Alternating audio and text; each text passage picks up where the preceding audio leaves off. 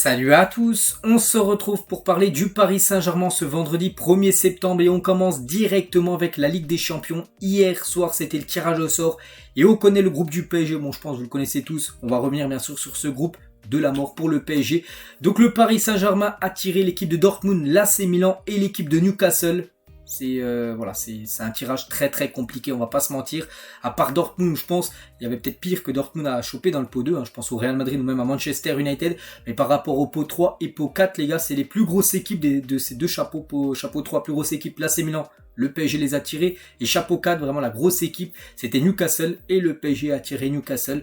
Donc voilà, ce groupe très costaud pour le Paris Saint-Germain. Dans ce groupe F, et je vous cache pas, je crois que c'est la première fois que le Paris Saint-Germain, en phase de poule de la Ligue des Champions, a un groupe aussi relevé. C'est qu'il y a déjà eu des années où c'était compliqué, avec peut-être une autre équipe, mais jamais vraiment, toutes les équipes sont vraiment costauds. Je crois que c'est jamais arrivé. Même l'équipe du pot 4, les gars, ça soit un gros morceau. Puis là, c'est quand même l'équipe de Newcastle. Newcastle qui a beaucoup recruté. Vous savez que c'est une équipe maintenant qui performe beaucoup en Angleterre. Donc voilà, bon, c'est la Ligue des Champions. De toute façon, le PSG le sait. Si le PSG veut gagner la Ligue des Champions, il va falloir battre les meilleurs. Mais c'est vrai que je pense en Ligue des Champions, il faut aussi avoir un petit peu la case chance. Et pour l'instant, il n'y a vraiment aucune chance à chaque fois lors des tirages pour l'équipe parisienne. Donc le groupe de la mort, voilà, on peut utiliser bien sûr cette phrase pour qualifier le groupe du Paris Saint-Germain.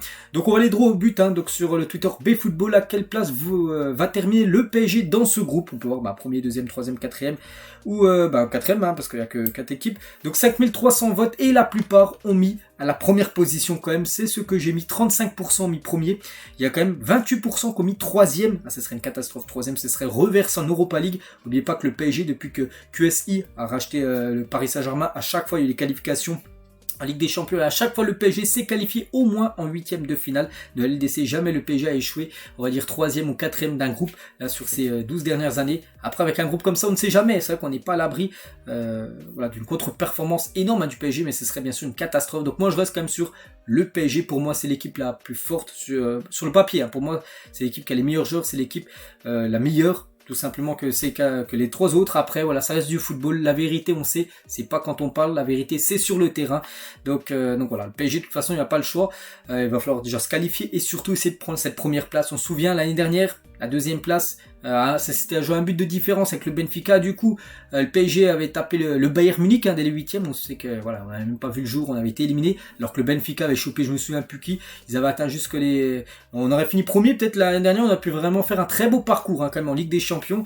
Donc après voilà, c'est comme ça. C'est pour ça que ce sera très important de finir premier malgré ce groupe très compliqué. Donc concernant PSG Milan, parce que le PSG affrontera l'équipe de Milan au Parc des Princes et à San Siro. Et la dernière fois que le PSG a affronté l'équipe de l'AC Milan, c'était le 20 février 2001. Donc là, je vous parle d'un match de Ligue des Champions. Je vous parle pas de matchs amicaux où le PSG a déjà affronté, bien sûr, cette équipe de Milanaise dans le passé. Mais en match officiel Ligue des Champions, ça remonte à plus de 22 ans exactement. Et concernant ce match, Mike Maignan, qui a été formé du côté du Paris Saint-Germain, reviendra dans son club, voilà, le PSG, vu que c'est le goal maintenant de l'AC Milan, il viendra du côté du parc. On pense aussi au duel des frères Hernandez, Lucas Hernandez, le défenseur du PSG contre Théo Hernandez, défenseur de l'équipe de cette équipe de Milan. On pense aussi à Mbappé, les gars, qui a affronté son club favori, l'AC Milan, cette saison en Ligue des Champions. Donc Mbappé, bien sûr, joue au PSG, c'est un grand fan du Real Madrid, mais en Italie, c'est les clubs qui supportent. Il a toujours dit, s'il venait un jour jouer en Italie, ce serait seulement pour l'AC Milan. Donc un club qui va affronter là dans quelques semaines. Donnarumma aussi de retour à San Siro. On se souvient, il avait quitté l'AC Milan pour rejoindre le PSG. En plus, il avait été beaucoup sifflé par rapport à ça. Donc, on pense qu'il recevra beaucoup de sifflets du côté de San Siro. On lui apportera bien sûr beaucoup de soutien à lui maintenant d'être bon, bien sûr, pour tous ces matchs qui vont être très importants parce qu'il aura du taf à faire. Donnarumma lors des matchs de poule. Dortmund, un adversaire qui nous avait plutôt souri il y a 3 ans, lors des huitièmes de finale. Souvenez-vous, c'était la Ligue des Champions version Covid où le PSG avait éliminé cette équipe du Borussia Dortmund. Donc, Dortmund, après, a gagné ses 4 dernières rencontres contre les clubs français en phase de groupe de Ligue des Champions. Donc là, on passe les phases de poule. La dernière fois que le PSG avait joué contre Dortmund, c'était lors d'un match élimination directe. Donc c'est pas la même chose, c'est que Dortmund arrive plutôt contre les clubs français en espérant que cette saison, mais ils échouent contre le PSG. Et le Paris Saint-Germain va aller jouer dans ces 3 stades-là, donc San Siro, un stade mythique, le Signal Iduna Park, la même chose, mur jaune du côté de Dortmund, et le St James Park, le stade de Newcastle. Donc voilà, les supporters parisiens, quand ils vont faire les déplacements, ils vont se régaler quand même, parce que là c'est quand même dans 3 grands stades que le PSG va aller jouer pour ces matchs à l'extérieur. Et le PSG PSG est quand même le club du groupe F, hein, donc dans le groupe là, des 4 équipes, hein, qui statistiquement a le moins de probabilité de se qualifier pour les huitièmes de finale de la Ligue des Champions. Je sais même pas c'est quoi leur site, hein, mais on peut voir que le PSG, voilà, 49 a seulement, hein, c'est très peu, comme 43,9% de chances de se qualifier. Voilà, en gros, en huitième de finale, on peut voir toutes les équipes, et c'est vrai que le PSG, là, on peut voir tout en haut, hein, 43% de chances de se qualifier pour les huitièmes, après seulement 19% de chances de se qualifier en quart, 8% en demi, 3% en demi, et gagner en 3% en finale, et gagner la Ligue des Champions 1% seulement. Donc là, c'est les équipes, voilà, le PSG là, et après, il y a les équipes placées, hein, Manchester City dans leur groupe, avec beaucoup de chance, comme d'habitude, hein, City, ils ont 98% de chances déjà d'aller en huitième de finale, ils ont 36% de chances, hein, de gagner la Ligue des Champions City, d'après des stats, tout ça. On va voir le PSG qui a quand même l'équipe, ils ont qui est le PSG, donc ils ont Dortmund, ils ont 51% de chances de se qualifier en huitième. Mais là, c'est Milan, ils en ont plus, hein, que le PSG, ou même l'équipe de Newcastle aussi qui a plus de chances, hein. On peut avoir 58% de chances de se qualifier, alors que le PSG, les gars, a seulement, j'ai dit, 43% de chances de se qualifier pour les huitièmes. Ah, c'est fou, alors que c'est quand même la grosse équipe, on a le moins de chances de se qualifier que les autres équipes. Après, moi, je m'en fiche, hein, voilà, des statistiques, tout ça, mais bon, c'est un tableau que j'ai voulu vous montrer. La vérité, ça se passe sur le terrain, en espérant que le PSG soit bien meilleur, bien sûr, que ses adversaires, parce que cette année, les gars, ça va pas pardonner, les gars, il va falloir prendre des points quand il faudra prendre, bien sûr, ces points très importants en LDC. Et en étant en chapeau 4, Lens, un groupe plus abordable, entre guillemets, que le PSG, qui est pourtant chapeau 1, c'est vrai, que Lens, on leur souhaite bonne chance, hein, enfin, l'autre club français, l'équipe de Lens, mais c'est vrai que Lens, un groupe, on va dire, plus facile que le PSG alors qu'ils étaient dans le chapeau 4. Donc normalement ils auraient dû avoir un groupe plus dur que le Paris Saint-Germain, parce que Lens hérite, ils héritent de qui? De Séville, Arsenal et le PSV Eindhoven. Alors que le PSG, hein, c'est Dortmund, AC Milan, Newcastle. Donc pour moi c'est beaucoup plus costaud le groupe du PSG. Donc voilà, sinon tous les autres groupes pour le tirage au sort complet. Donc tiens, on va juste parler de City, les gars, qui a vraiment... C'est l'inverse du PSG, qui a une équipe qui a beaucoup de chance, hein, toujours au tirage. Leipzig, Étoile Rouge de Belgrade et Young Boys de Berne. C'est pas que cette année, les gars. Le City, à chaque fois, ils ont des groupes très faciles. Pour regarder les années précédentes, et même lors des huitièmes de finale, à chaque fois ils ont des adversaires à leur portée, alors que nous le PSG, c'est soit t'as un coup tu tapes le Real, un coup tu tapes le Barça en huitième, un coup tu tapes le Bayern Munich en huitième, un coup tu tapes City en huitième. Enfin c'est très rare, parce que eux, souvent City, c'est des petites équipes là qu'ils affrontent. Vraiment les grosses équipes qui commencent à affronter City, c'est souvent à partir des quarts, voire des demi-finales. C'est pour ça qu'à chaque fois ils font des bons parcours City, et je suis un peu jaloux à chaque fois de leur tirage. C'est vrai que le PSG a pas de chance, mais bon voilà, maintenant il va falloir répondre sur le terrain, c'est comme ça. Donc voilà ce qu'on va dire, hein, sur le tirage au sort de cette Champions League. On va parler d'une nouvelle recrue maintenant du côté du PSG. N'oubliez pas qu'on est le 1er septembre et la fin du mercato c'est ce soir minuit, donc là tout se passe aujourd'hui. Et tout d'abord, Bradley Barcola, c'est officiel, rejoint le Paris Saint-Germain pour 5 saisons. Il a signé jusqu'au 30 juin 2028. Bradley Barcola, lui souhaite la bienvenue. Prix du transfert 50 millions d'euros bonus compris, je crois que c'est 42 millions fixe et 8 millions de bonus. Le transfert de Barcola du côté du PSG, on lui souhaite la bienvenue bien sûr à Bradley Barcola, qui a fait déjà quelques photos devant la Tour Eiffel.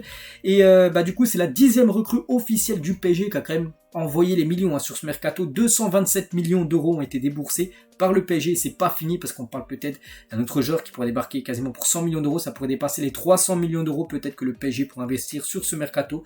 On en saura beaucoup plus ce soir à minuit bien sûr, mais pour l'instant c'est 227 millions avec l'arrivée de Bradley Barcola, donc ancien joueur de Lyon, et il pourrait donc jouer son premier match avec le PSG dimanche soir face à l'Olympique Lyonnais. Je pense même qu'il va jouer, il sera certainement dans le groupe. Il sera pas titulaire, mais j'en suis sûr que Luis Enrique va le faire jouer peut-être les 10 dernières minutes du côté de Lyon.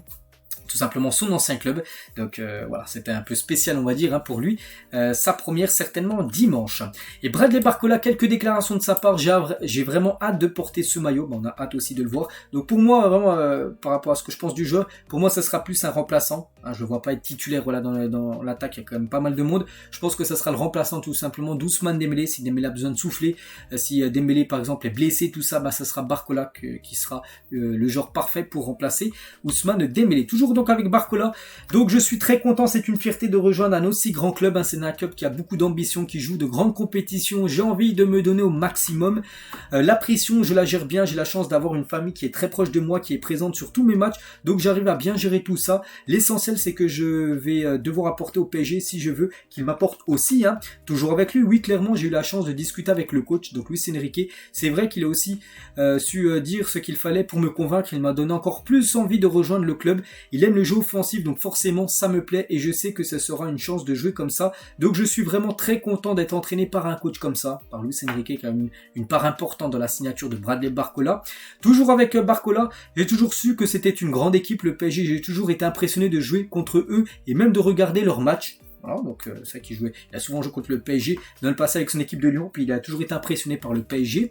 Toujours avec Bradley Barcola, je veux leur dire, par rapport aux supporters, que j'ai vraiment hâte de porter ce maillot, de vous rencontrer au Parc des Princes et de défendre ses couleurs ici, c'est Paris. Toujours avec lui, c'est vrai que j'aime beaucoup marquer des buts, mais j'aime autant faire des passes décisives. Je sais que j'ai cette capacité à être lucide pour faire les passes dans le dernier carré, donc je vais essayer de continuer comme ça, d'être le plus important, le plus décisif, but ou passe D, peu importe. Voilà, qui mettent la pagaille, on va dire, dans les défenses adverses. Donc voilà tout ce qu'il y a à dire sur sur Bradley Barcola. On va parler de Kolo Muani juste après.